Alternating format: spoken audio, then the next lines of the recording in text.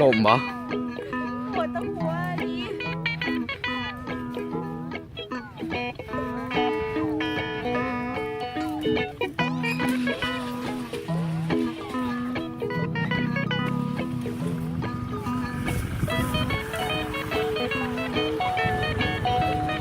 ไปพระกูจะขึ้นไปทางถึงคือกลับมาคืนวะคือกลับมาคืนวะเขาเข้มทางนะคือกลับมาคืนวะเขาเข้มทางนะ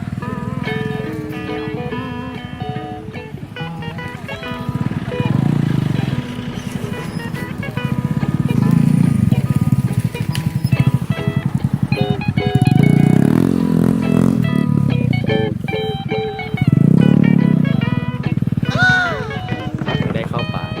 อยากบอกเลยว่าจะเกลียดเธอ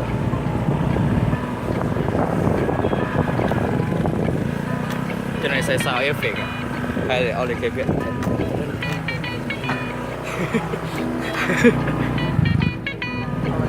รถใหญ่มากมึงว่ามึงสิติดข้อกูสิคิดแต่ทางออกจากเพื่อนทางโคตรแคบ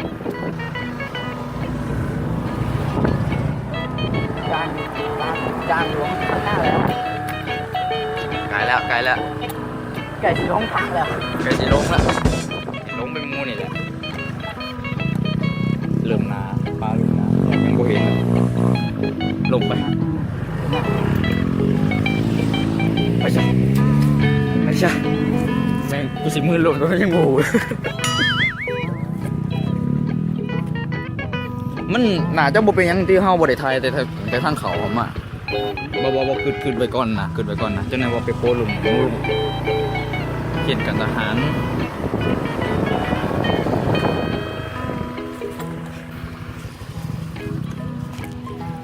บ่ถ่ายป้าย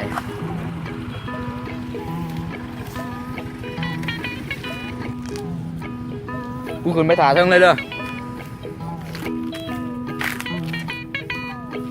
คันขี่เหลี่ยมมาทางนี้เลยก็ดีมุมี่อ่ะ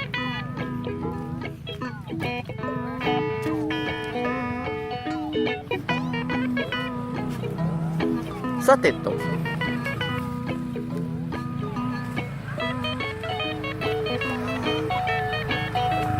โมเป็นยังโมเป็นรถมึง รถอายมึงโมเป็นรถผ้าแห่งทักฟ้าแต่ว่าอ๋อเขาลงคลองขีดินทรายเลย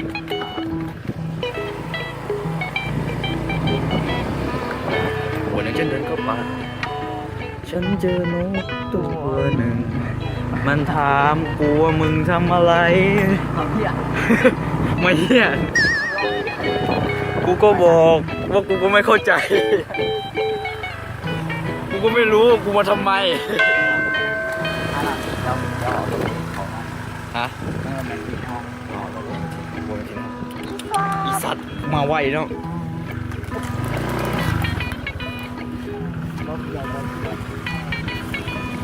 ไปเริ่มน้าล่ะเริ่มโมเห็นทางเริ่มโมเห็นทางหนอกเลยใส่เจียวตีนผู้อ่ะเดี๋ยวขึ้นไม่ถึงก็พวกกูยางมากกูกะกูเสี่ยงมึงได้ร้ายเลย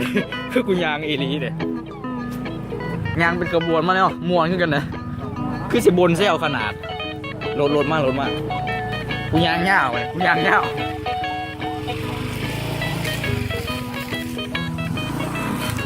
วันหนึ่งมันขี่รถเขาป่า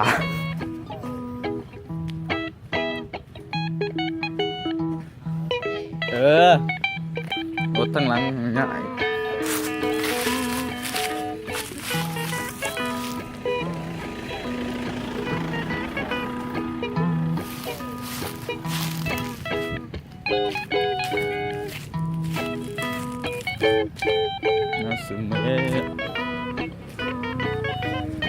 นาซึเมะเลโก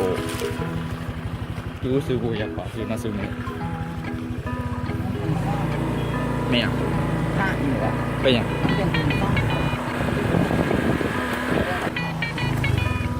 ไก่แล้วบ่นี่ ไก่สู้ความเป็นจริงแล้ว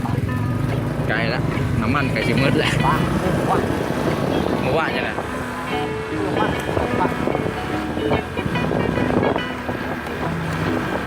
ไก่แล้ว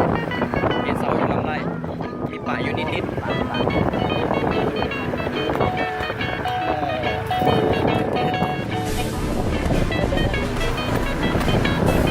มีเสือประกันมากผมเห็นผมก็อยากให้มีประกัน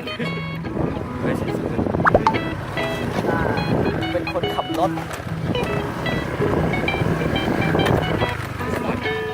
วันหนึ่งกูสูบกัญชาเนี่ย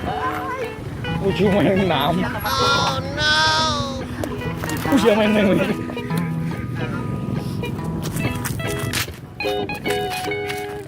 ของกินกูไปเมื่อไหร่แหละอยู่ข้างหลังเนี่ยของกินไปมีแต่หินน่ะ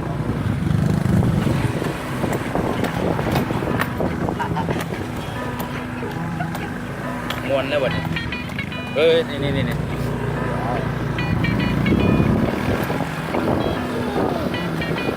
ทางดีมันเป็นมันเหล็กมันงัดสุดขอมือโอ้คล้ายๆก็อยู่แถววัดปู่เลยยึดเคสาวแบบอลังการขอสาวแบบอลังการ ลืมได้ จนกูไปใส่เองจนกูไปใส่เองเด็ดจนกูไปใส่เองโอ้มันมีหวัดว่ะ แบบแต่ถ่ายแบบนี้เอาอะ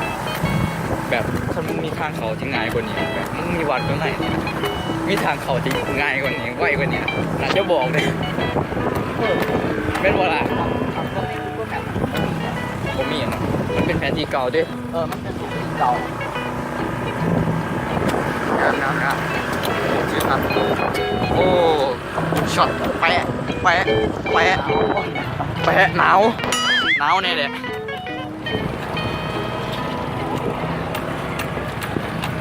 จะคือคิดออโต้มาก็ดีเอารถมึงมาเอารถเวฟมาก็ดีเอารถเวฟมึงมา กูอ่ะ เอารถไปเปลี่ยนจอดอยู่กันแล้วเอารถเวฟมา อ๋อรถกูบูเลยเนาะ มันเป็นใส่เกียร์มันจะแห้งกว่านะ แต่พวกเขาผ่านอะไร ไปเลยไม่ทางนั้นอ่ะโซไลท์มันเป็นรถจักรโบราณน้องบอกว่ารถจักรหน่อยเลยเด้อเอาโคตรหลายชิบหายเลยแนวหนึ่งเนี่ยแมนโอ้เนี่ยเดี๋ยวเพื่อนแนวหนึ่งเนี่ยแมนแต่บางสองมันจะมี2-3โรงเรียนที่แบบว่ามีรูดรับส่งอ๋อมีวัดเนาะไปก่อนบ่จะขึ้นไปก่อนโอเค ฟ้าหมุนจอดรถนี่ไงครับ ขึ้นไปถามอาจารย์นะไม่รู้ว่าเป็นอาจารย์ไหมแต่กูก็เรียกอาจารย์ พ่อไปละ นั่นยังมาบอกเลย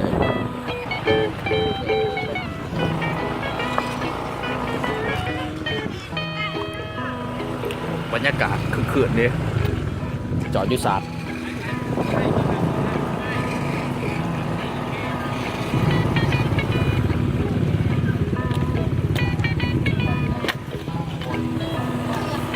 นี่ยังมันกระเทือน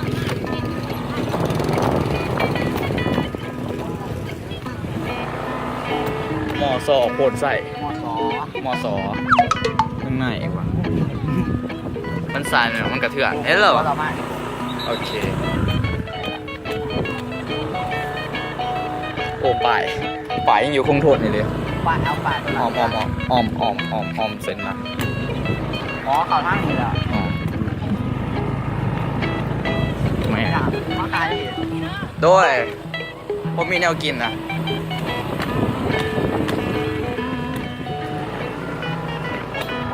ของที่ยังเป็นโดย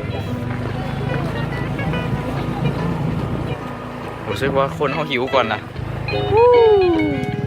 เดี๋ยวลงมากัน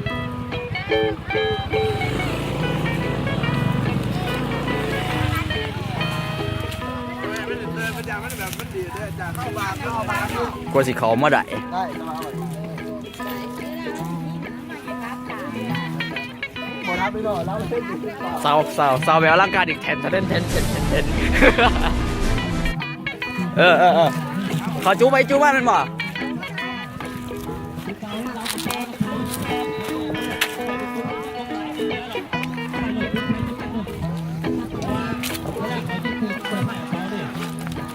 โอ้ทำไมมันถ่าย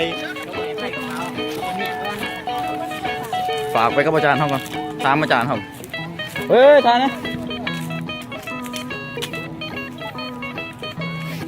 บ่ได้กินแบบปลาเลยมีแต่กินของกินเขาบอกให้พายกระแตมเขา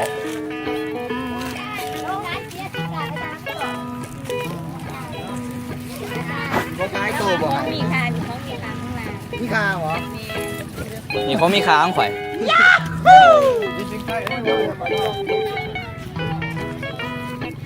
โอ้โหไปน้องกินนั่นแหละมากินน้ำกู เล่นใหญ่ ไปแต่ละหมดแลนมึงแลนเขาจู้ก่อนเราจะคอยตัดสาก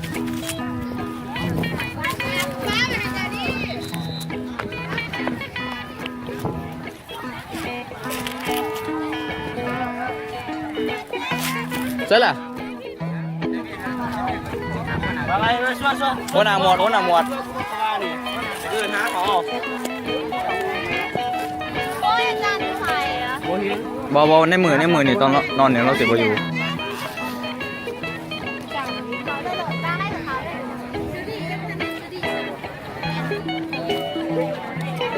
อ้าวตัด16อยู่เทิงเรียกตามลำดับ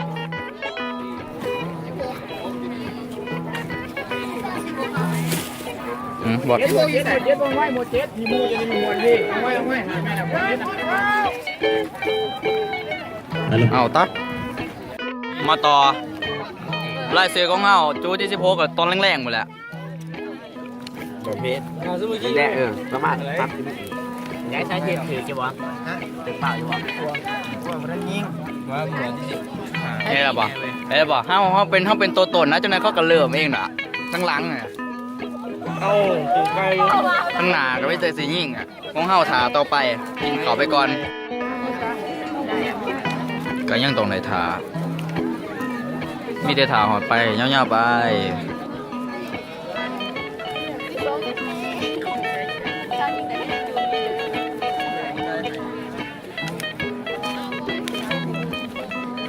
เดินกับบ่แม่นว่าสิโล่งนะมีเนินมีขุนมีหนวดเนาะ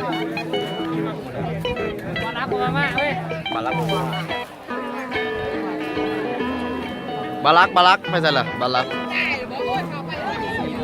ลักไปยืนประจำนะ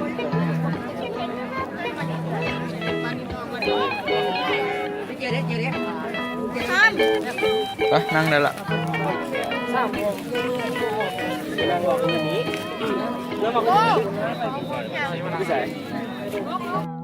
มาต่อตอนนี้ก็เวลา9:36แล้วยังถ่าคิวอยู่ตามเบิงจากคนก็เกือบน่าจะจู6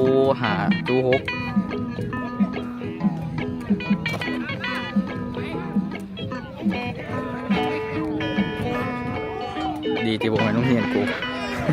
บนชิบหาย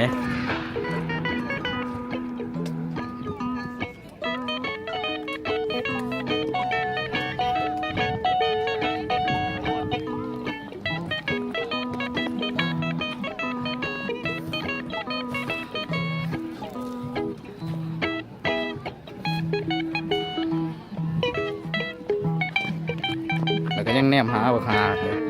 ปล่อยควันบ่เหลือบ่แล้ว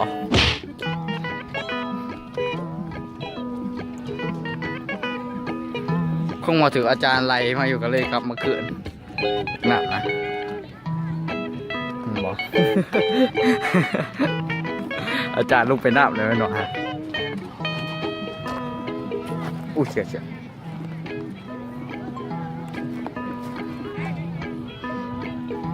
นะตอนนี้ก่อนเอาตอนนี้กาโอ้ยเดี๋ยวกูเปลี่ยนเบื้องก่อนเมื่อกูว่าต้องใส่สายสะพายจะนึกกูไงอู้ชิดแทนก็ใส่ซาสเบาเนี่ยมันได้ไหมเนาะได้ช่วยเนาะฮัลโหลเทสมันใหม่มันใส่ไม่กับใส่สเบา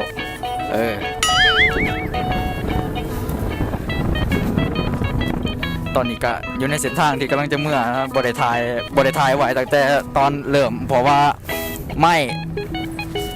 บรินัดแน่กันไว้ก่อนว่าเรื่องโทรศัพท์ดับบดับเพราะว่าโทรศัพท์คนไทยก็ดับไปแล้วต้องใส่โทรศัพท์คนขี่รถไดเวอร์คนขับจังหวะที่ว่าบอได้ใส่โทรศัพท์ตัวเองเลยว่าจอดกลางคันแล้วจึงมาใส่โทรศัพท์ของไดเวอร์เลยบอได้มีฉากหรือซีนที่แบบว่าอยู่ตั้งแต่ออกมาเลยจะได้กันบอกว่าคนมันหลายชิบหาย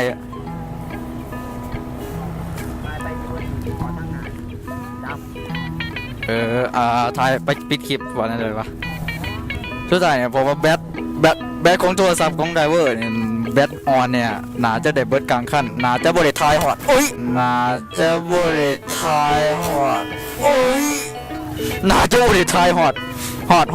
ขี่ฮอดเทื่อนนะการทายท่ามนี่จะบริฮอดเทื่อนคนทายเองนะกาวาไทยเนี่ยประมาณหนึ่งก็จะไปทางที่ดีดีกว่าไปทางดีๆอ้อมข้างนั้นดีกว่าอ้อมทางนั้นดีกว่าโอเคอ้อมทางนั้นดีกว่าโอเคไปเลย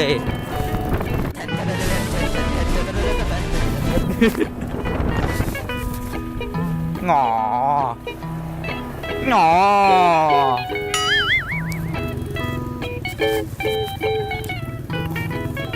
คือว่าสิได้เมื่อคำคนอุ้ยน้ำคือว่าสิได้เมื่อคำคนนี้นะมันจิมวนแล้วมันก็สิได้อารมณ์ไปอีกแบบเปล่าเปลี่ยวไปซื้อไปเลยตัดพาไปหลดเอาตัดพาเลยบ่พากับพาเอาไปเต้นนี่แหละซื้อนั่นแหละไปเลยเฮามันเข่าปลาเฮามันใส่เข่าปลาสัตว์พานั่นนะซื้อนั่นเลยกดบ่มีน้ำมันมีน้ำวะมวนเดี๋ยวกูลงก่อนนี่แหละมันดีเท่านึงบ่ได้เป็นคนขับ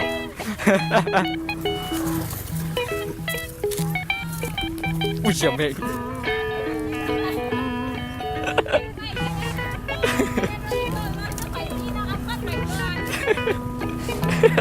ว่าเป็นรถกูว่าสัน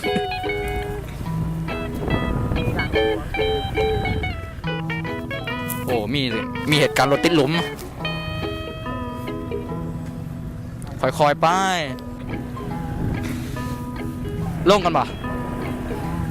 ไอ้โอ้โปรเฟชชั่นอลว่ากี้กูบอกให้กูเสียไปทางใดก็ยังไปยังอุตส่าห์ไปได้ดิแล้วหาตอนนั้นนะก็มมีกูก็ว่ามึงสิขี่พาไปเลยได้เลยดอกโบมั่วถ่ายกูลงน่าจะบ่ได้ปิดคลิปตั้งแต่ตอนนี้ดอกมีแต่ยาวๆไปเรื่อยโอ้ยเจ็บโอ้ยมันยังอุตส่าห์เลยหน้าด่านกับอีเพลงกูเห็นบักเสกลงกันบ่โอ้ยเป็นห่วงไดเวอร์เป็นห่วงพาอย่างดิสลีกาซิเพลงจากไพเรตออฟเดอะแคริบเบียนนี่แหละทางมันกับไปจูกันคือเก่า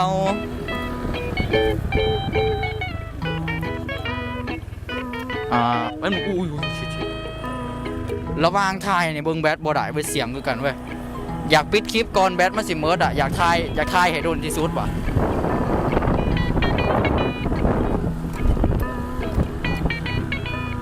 เอาตอนนี้ซะ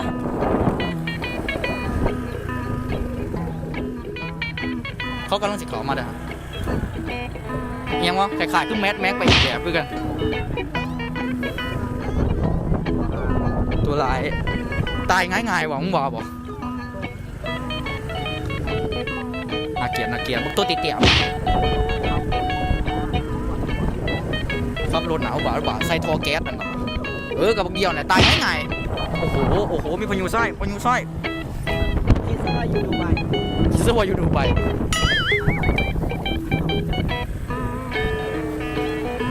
นาทีแล้วเว้ยเอาขอปิดคลิปเพียงเท่านี้เพราะว่าแบตบ่อำนวยแบตโทรศัพท์ของคนขับบ่อำนวยจบตอนนี้อยู่โฮมสตูดิโอกู๊ดบาย